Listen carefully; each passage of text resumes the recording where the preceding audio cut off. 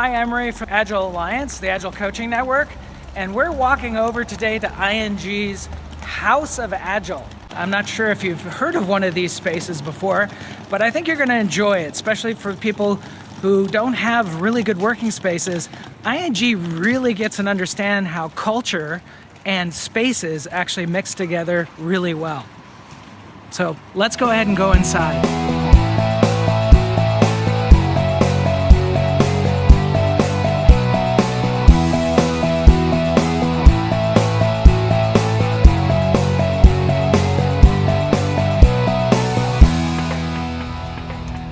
Hey, how are you? Welcome, come in.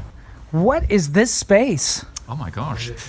What is this? This is the House of Agile of ING Bank in the Netherlands. Very cool. So so this space was actually created for Agile teams? Well, multi-purpose. It's used for town halls, gatherings, but it's also used for Agile meetups. Okay. Agile teams, meetups, presentations, work group sessions, like we just had this weekend. Yeah. And when you say groups, there's also local community groups as well, or? No, not yet, as far as I know. But that might be an idea. That might be an idea to expand there. I think we will in the future. Actually, this is currently for ING folk. Together perhaps with customers, and as you can see, the space is flexible, so we can use it in any ways. We have the usual, the writing space, the whiteboards. Furniture wise, this obviously is handy because you can put it wherever and sit on it or use it as a table. It's colorful, which is helping. There is light.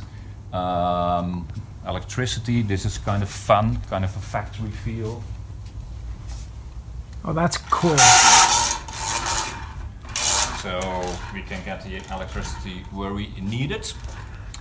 Some breakout rooms, and then the drinks, the goodies, because we're all human beings, so we need some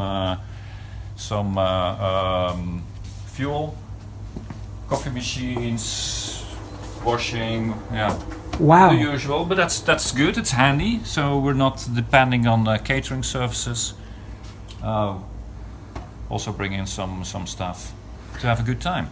So I have a question. So having been in large corporations before, to get this much floor space dedicated for this purpose, how hard was that for you to do?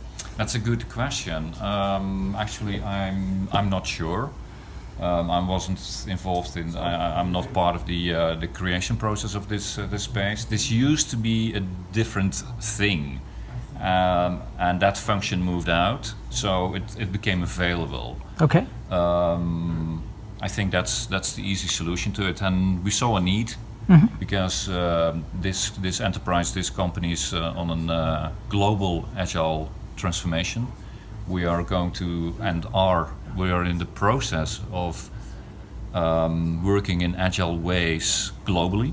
So in all the countries we have presence at all the functions, and this is then a great place to meet and come together. Yeah.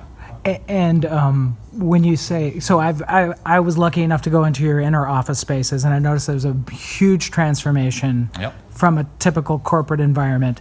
And would you say that from a coupling of culture and space, do you find that the changing of the space helped to transform your culture a bit? Interesting, very good question.